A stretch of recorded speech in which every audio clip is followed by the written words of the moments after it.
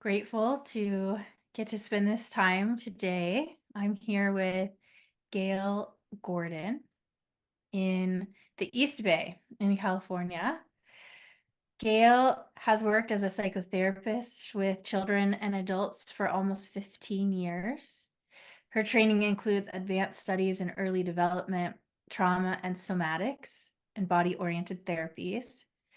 Her work incorporates the impact of culture and social political oppression in our daily lives.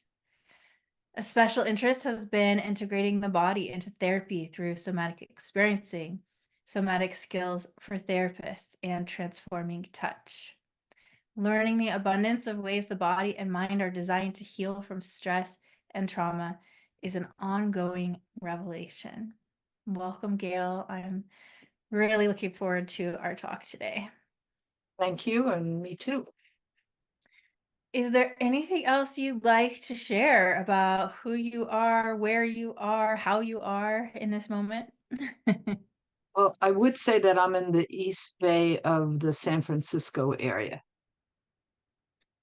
Um, Perfect. and I am doing pretty well right now. I'm excited to talk with you and share what comes up.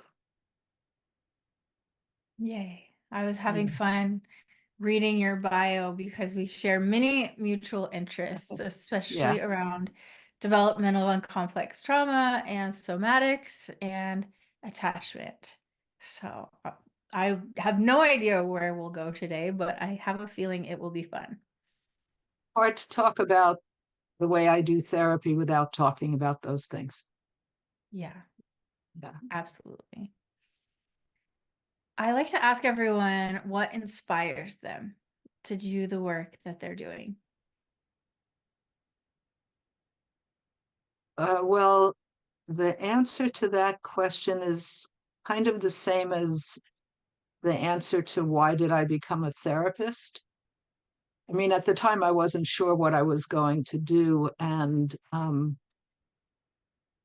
I'd been in therapy for a while already, and it was starting to work, and um, and that meant for me that I felt like I was starting to have a life. Mm.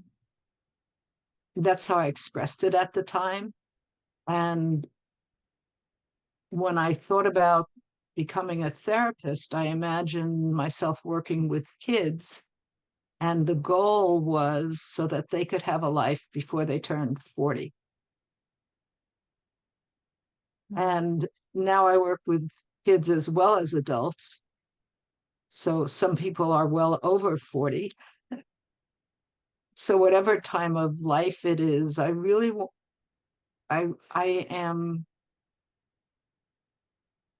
inspired by, I mean, this almost sounds trite, but it's true, the capacity of a human being to heal from intense trauma, from mild trauma, from intense trauma, and to find their talents and their gifts and feel like they're part of humanity. Yeah. Yeah, I got goosebumps. and me too. So I'd love to hear because we talk about complex and developmental trauma a lot in my field, but not everybody actually has a sense of what that is. And if you're up for it, could you break it down for us in terms of how you look at it? Sure. Well, the simplest definition of trauma that I've heard is uh, anything that overwhelms the nervous system. So if something happens to you, it overwhelms your nervous system, and you don't get the support to either calm the nervous system down so that you're not um, hyper aroused. So I couldn't think of the right word. Or so you're not totally shut down, for instance, in a freeze state. if you don't get the support that helps you deal with that, you're living in a state where your body can't handle all the information that it absorbed in the experience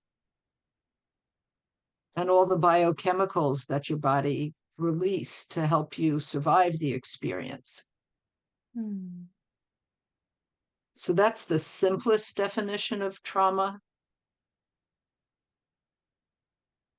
And then did you have a car accident when you were 40, or were you abused when you were 3 or under 3 or 12? In the years when your brain still has not even developed fully. And that makes a difference in how your body can respond and to the options your body has in responding to situations in the present day. Yeah. Yeah. I think so many people hear the word abuse and trauma and think, oh, that was not me. Yet they're carrying the symptoms of complex trauma or developmental trauma. And so I really like to remind folks that even just, misattunement, having an anxious parent or caregiver, for example, or any form of emotional neglect can create ruptures. It doesn't have to Yes, be those big, scary, overwhelming things we see in movies or I think a lot of people don't get the treatment they need because they think, "Oh, mine wasn't that bad," when really yes, they experienced so many ruptures and misattunements that they just couldn't find themselves or any sense of nurturing or belonging. Would you say that's true? I would say that's definitely true. So actually, thank you, because my answer was more to the dramatic. My first response was more to the dramatic than to the quieter, less observable, ongoing lack of impact of the lack of care and attunement. Yeah. Yeah. All of which affects the nervous system, the spirit. Yeah. I know that one of the modalities that we both use is called transforming touch or transforming presence. And that comes out of training called transforming experienced brain. And I, part of why I asked you to come hang out with me today is that I just love how you describe things and how you define things. You're so intelligent and you're able to break things down in ways that so many people like wouldn't normally be able to. No pressure. But I'm wondering if you'd be able to just share what is that work to you? How would you describe that work and how you use it with your clients? How would I describe transforming touch, transforming presence? Okay, well, the first thing is that I'm working online only now. So obviously, I can't use physical touch, which I did when I worked in an office, when I had an office. Um, and the way I describe to people what makes it possible for transforming presence to work, uh, how can our being together affect your nervous system and actually mine as well? I like to give the example of, sometimes you're thinking about somebody kind of out of the blue, maybe you haven't heard from them for a while, and all of a sudden you get a phone call from them after you've thought about them. This is not a super scientific explanation, but I think it's the same thing. Energy travels. And so our eye contact, our voices, our sense of each other is impacted by each other. And that can happen online as well as in person, of course. So in transforming touch, there's certain protocols that involve uh, parts of the body that are involved with the stress response. And the goal is to, I like to say it in terms to help balance the nervous system. So if we have a nervous system that's been exposed to traumatic events that hasn't had needs met, then the nervous system might be functioning on too active a level or too shut down a level.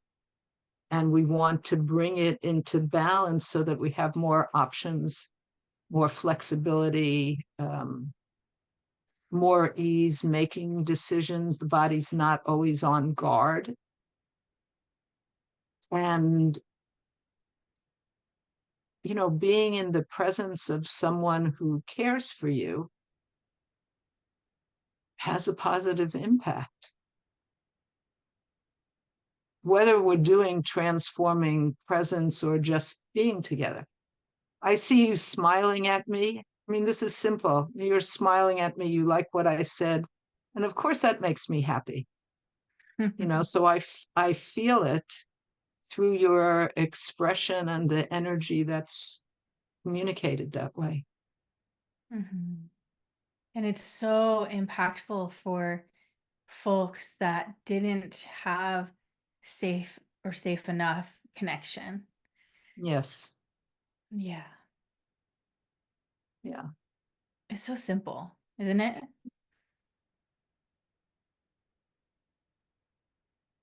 Simple doesn't necessarily mean always available, right?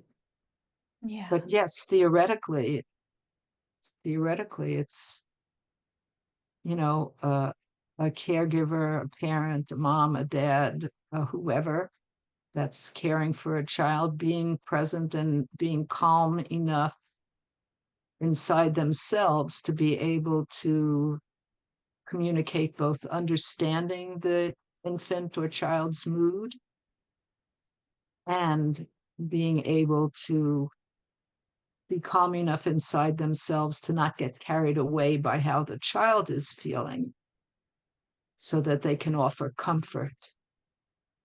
So I have gone through it. It's not yet trademarked, Mm. but a phrase I like to use, which is rocking the baby.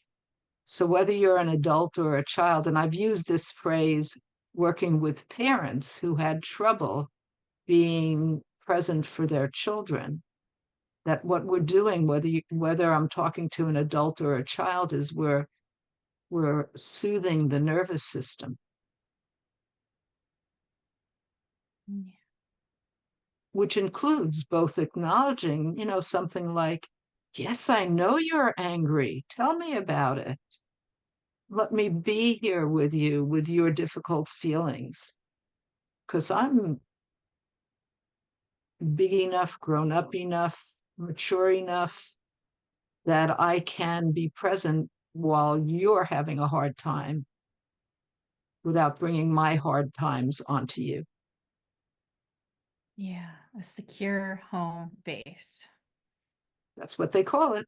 As I hear you describe this experience, for example, like when a child is angry and that secure home base parent or caregiver shows up and just is able to be with instead of try to fix or figure out or change, it's revolutionary. And I was seeing the correlation between that and the type of therapy that I think we both do, which is around attachment, around being that secure home base, welcoming all the parts without putting a pressure on that being to need to be different.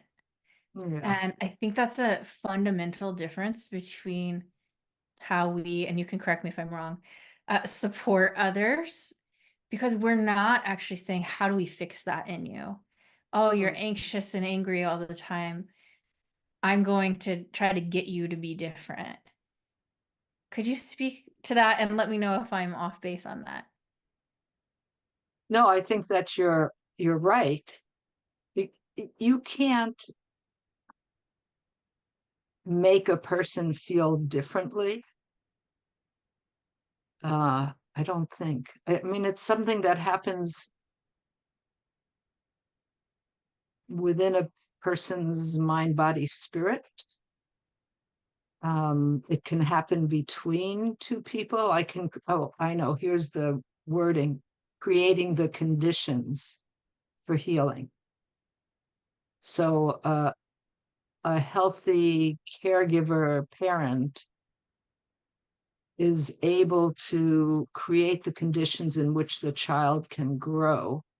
And part of growth is learning to handle your feelings as they arise, since we don't have so much control over how we process our experience in the moment it happens.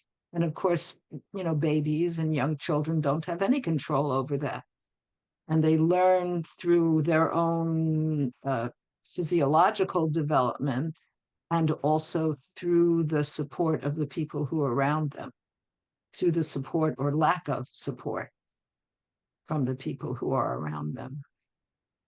Mhm. I know you primarily work with young people these days. And wait, you work with adults. You used to work with young people. Yeah.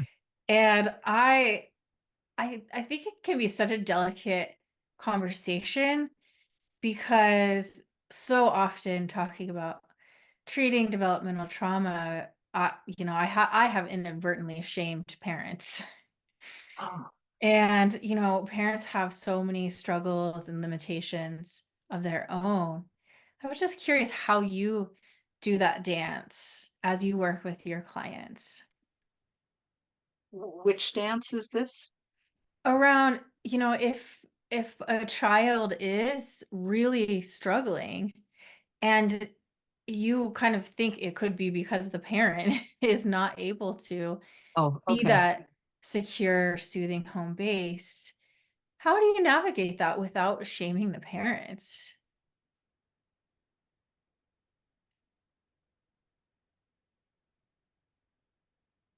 I talk about child development.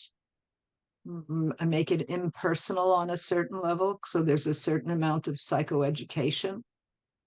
And parents don't realize, many parents don't realize how much children need them.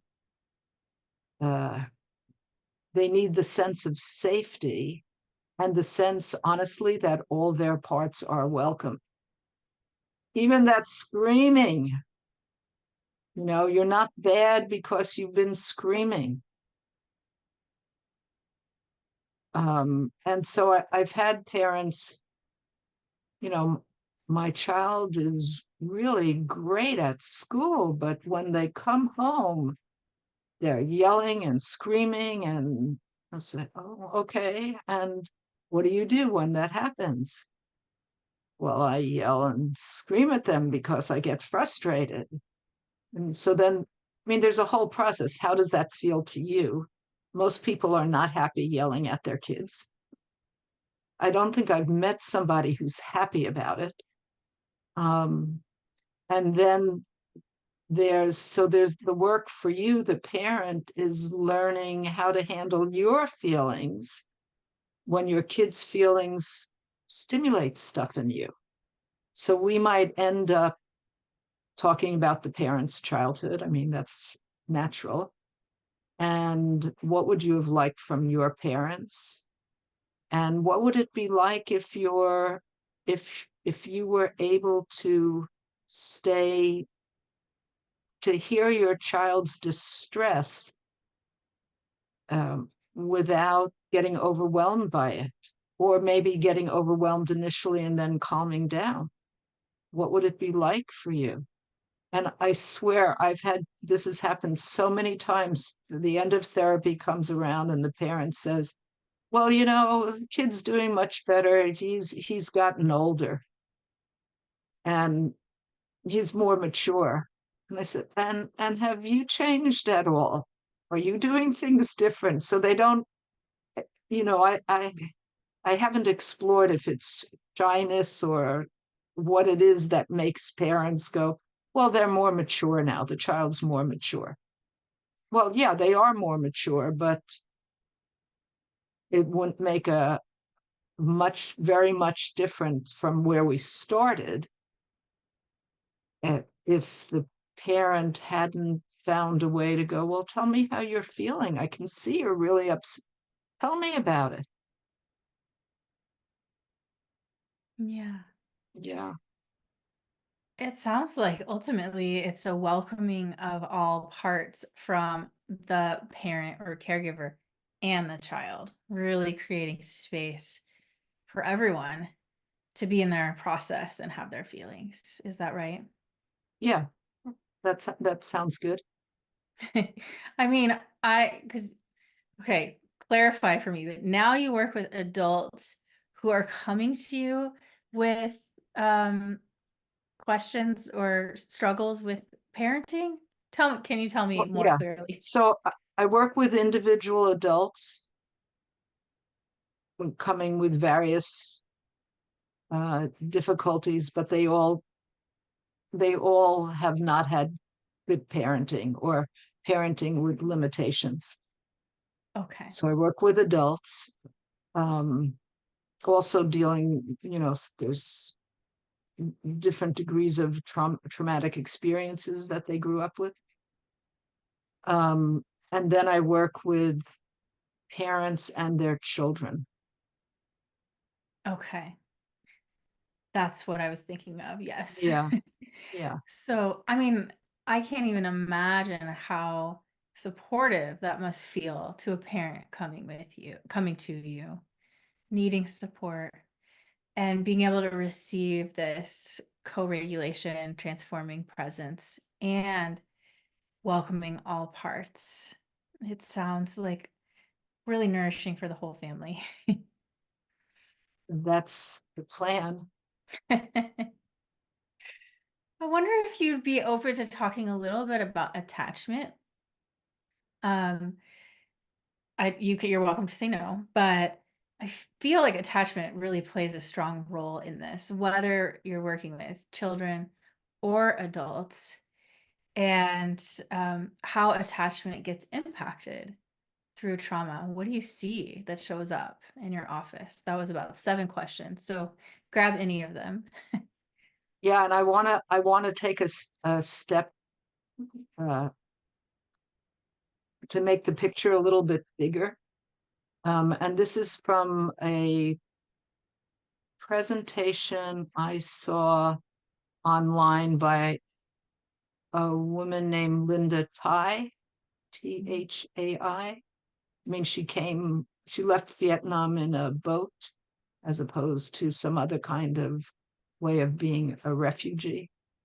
Um, and this is not unique to her, this point of view, but she's the person that I heard express it so clearly, which is that we don't just have an attachment with our immediate family members. We have an attachment with nature. We have an attachment with our culture. I mean, so much is transmitted through the family. But if the family is detached from nature, that's going to impact how a child is raised. So um, that's what I'm focused. What I studied was how is this child being raised, but not what is the broader context. A family that's in a war zone is a different kind of family than a family that is not in a war zone. So there's the whole social political thing around there. Context. Context. Thank you. Mhm. So back to your question. What was your question again? If we were describing attachment and the power of understanding attachment a little bit in healing, say nobody knows what attachment is, who's listening. Oh, I know that's not okay. true, but Could you share a little bit about that? Sure.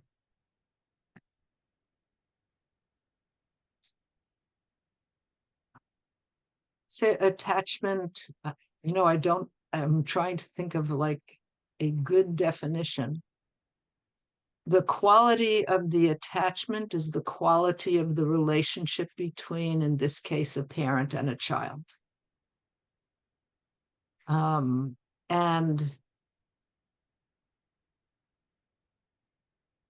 this makes me think of you. Do you remember in grad school learning about the experiment with the rhesus rhesus monkeys? And these little monkeys were separated from their mothers, and Mhm. they were, I think the choice was either, they're in a cage. This is a terrible thing, all of it, but it shows us something. Um, they had the choice of a milk bottle or a soft, cuddly thingy to lean against, to be with. And they chose the soft, cuddly over the food. Mm. So that tells us how much, it tells me how much softness, actual physical softness is necessary for a baby. And that softness with the parents, caregivers caring, creates a bond. Because again, if you think about it in the wild, if that little baby tiger isn't attached to its mommy, then it's not going to notice when it's walked away too far. It won't start crying. I love watching baby animal shows.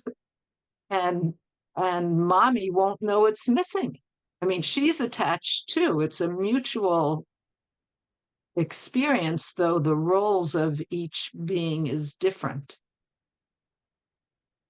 So when one of them starts crying for the other, that's the signal you are too far away for you to be safe. I mean, that's the signal from mom or the baby. I'm too far away. I don't know where you are. How am I going to be safe? So that's, I guess, I mean, the major purpose that attachment, that bonding, that kind of bonding serves. Yeah. And when folks don't receive that kind of attachment, we could call that secure attachment, they often come to us. And we, as practitioners, become that secure home base. Yes. Yeah. Helping them Yeah. grow that inner sense of safety, because when connection was broken or never fully bonded, folks tend to feel alone and lost and overwhelmed and anxious and frightened and angry and confused, all the things. And so part of the healing process is creating that safety and connection so that they can then internalize that and take it with them, feeling Yes. more at ease, more confident, more secure, more able to really meet their own needs and desires. So many of the folks that I see kind of got stuck in those younger years because that bond was not created fully or it was Yeah. ruptured somehow. Yeah. And so it just feels like the highest honor in the world to me as a practitioner to have been educated around this, to have received this in my own therapy, and then to create a space where that's possible. I can't make it happen, but it's available if clients want to lean in that way. And it just feels like the most precious and the most powerful way to help somebody heal and grow into their mature, empowered, connected self. beautifully said. The the the thing I would add to it is a cultural piece. I mean, in modern Western culture, we're very much in the nuclear family, the one-on-one. I mean, that's all very important. And there was something that you said that just made me want to talk about uh, cultures where children develop in community and you're not limited to one or two caregivers. I mean, what a ridiculous idea. Don't get me started. um, I, uh, Meaning our idea of the nuclear family is ahistorical. It's not how humans develop. It's not how most animals develop. I don't know if that's true or not, um, but it's certainly not how humans have developed over time. Did that make sense? Yes, and you said don't even get me started, but I kind of would like to get you started. Is there more that you would like to say or rant on about this broader cultural awareness?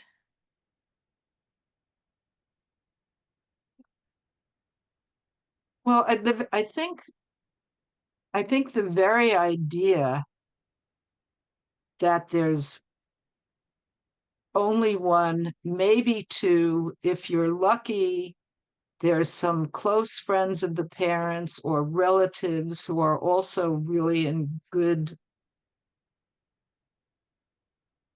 enough health, all parts of them, to be present for the baby. I mean, that's so great now um, when there's a family that's more than one person. And it's not because single parenting is bad. That's not my intention at all to say.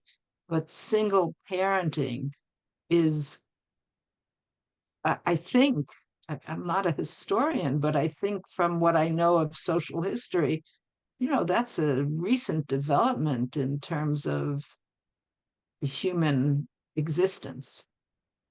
And it's part of capitalism, it's part of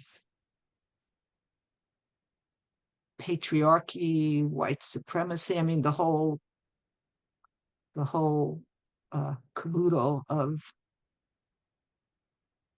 systems that do not support care and interaction, caring interaction. Hmm. Yeah, I support this statement.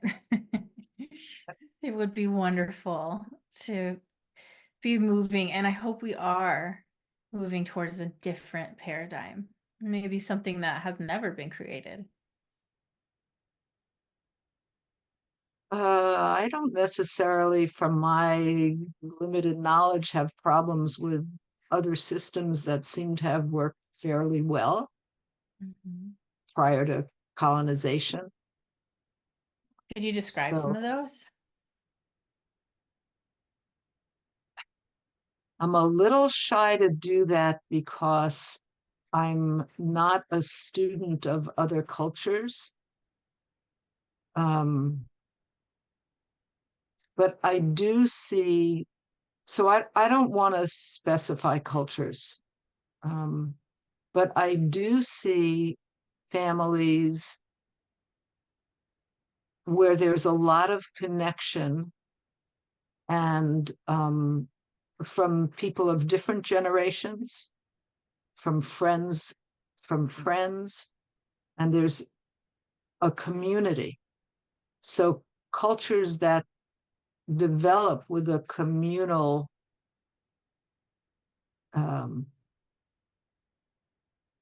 a way of doing things have the potential, right? Unless individuals have been, uh, the individual adults or the community itself has been damaged by various systems of oppression, whether it's male dominance or uh, racial dominance, whatever it is. So cultures, what I've read, and again, I'm not a historian or an anthropologist, so it's limited knowledge. But what I've read talks about matriarchal cultures, like certain indigenous cultures here in this country, have a very different idea about what life looks like. Mm. Yeah. Something that we often say in the healing process is open to all of the possibilities that come along with healing. And I was just kind of in my own mind envisioning a different way of being, or, something from the past that it becomes more dominant in the present. I think a lot of us would really like that. Yeah. I mean, I Yeah. sure would. Yeah. Well, I know we have a couple of minutes left, and I'm wondering if there's anything else that's just wanting to be spoken, wanting to be shared. It could be completely related or non-related to anything we've already explored.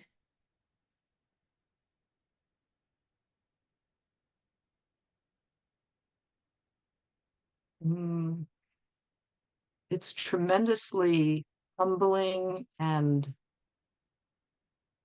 gratifying to be part of creating the conditions for someone else's growth. And it's not something you can do. I can do. I don't think anybody can really do from a position of superiority or um, yeah. And so even people are talking about decolonizing therapy. And one woman I've read with a book title of that name, and I'm sorry I can't remember her name in the moment. Along with looking at all the isms. Now I just forgot what I was going to say. She talks about, these rules we have in therapy, what you can say about yourself as a therapist, as a person who's a therapist to the client. And we have a lot of rules for the protection of the client, but we also have rules that come from white dominated, male dominated systems of understanding psychology. Mhm. So I just think this is like, I mean, there's a lot of other things to look at around the politics of psychology and psychotherapy. Actually, this woman uses the term the mental health industrial complex. So this is conversation is veering, you know, um, but I think it's really extremely important to look at, well, what does that exactly mean and how does it affect the quality of my work and my availability to be present with this client with all their experiences and welcoming in things they might have trouble with in the therapeutic relationship or in the world. So that's my plug. It's a great book. There are other people who are doing work on the same topic. Jennifer Mulan, or Yes, exactly. Yes. Yeah. yeah. Not fully Yeah. sure how to pronounce her last name, but Yeah. yes. So, how can people find you, and what kind of people would you want to be finding you? Like, I know you said a little bit about who you help, but if you can just say that again and let them know how they can find you. Women who've had difficult childhoods.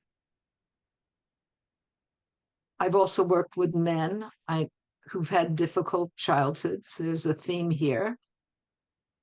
Children who are having difficult childhoods, and parents who are raising children who are having difficult childhoods for whatever reason.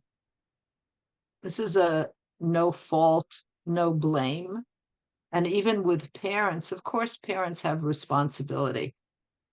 However, it's not our fault we got to be the kind of parent. This is me talking to myself, you know, that we got to be the kind of parents we are, that we came out of a situation. So I'm all about supporting parents to be the kind of parents they want to be. And you work with folks only in California, right? Oh, sorry. Yes. I'm a licensed marriage and family therapist in California. I also do consultation with other therapists, and that doesn't have to be in California only. Yeah. Thank you so much for giving of your time today and for hanging out with me. I feel like I am more regulated than when we started, and it's just so lovely to get to spend time with you. You, Shelby, it's an honor to be here with you.